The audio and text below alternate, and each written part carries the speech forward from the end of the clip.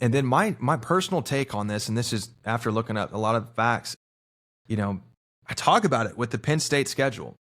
They don't have a lot of opportunities to showcase that they are a team that's for real. They really just have to go off the notion that when you play these weaker Big Ten teams, you kick the living snot out of them and then go, well, they won their conference game by 40 or 50.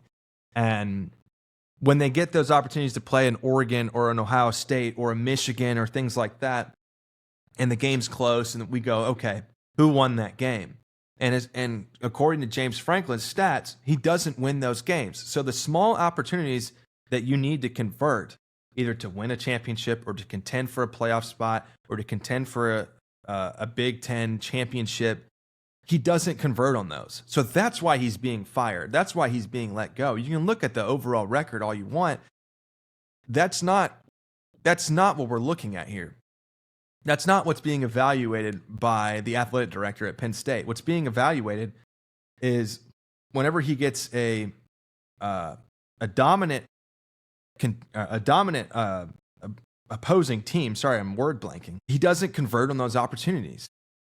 Penn State being the brand that they are, the AD is probably looking at that and going, we're Penn State. We get top-notch recruiting year after year. People want to go to Penn State and they want to play football. The roster, 70% is going to take care of itself. The other 30% is additional recruiting from the head coach, whether it be a player's coach or an X's and O's type of guy.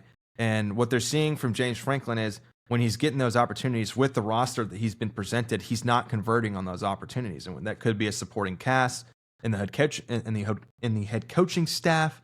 But logistically, you're looking at it and you go, okay, with the opportunities we've been given, which have been subliminal, we need to make a change. So it makes sense. And it's not to say James Franklin is a bad coach, but when you look at it, outside of holy crap, they go 9-3 at least every year. You can't look at it that way because those 3 losses are your biggest opponents every year, or 2 or 3 of them.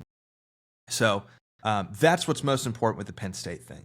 And then additionally, you flip to the SEC side and you look at Kirby Smart, versus Auburn. And Kirby Smart he's a little scrappy. He's a little rah-rah because, an SEC coach, they understand the intricacies of how to win without the X's and O's. They rub up on the referees, they rub up on the committee, there might be an SEC bias or the AP poll and things like that. You can understand that a coach like Kirby Smart knows those things and can get away with some of those through the committee and through officiating. And so that's what happened versus Georgia and Auburn. And you look at the QB sneak versus Auburn where they reviewed it, he crossed the goal line and they overturned it and the fumble counted and Auburn didn't get the score.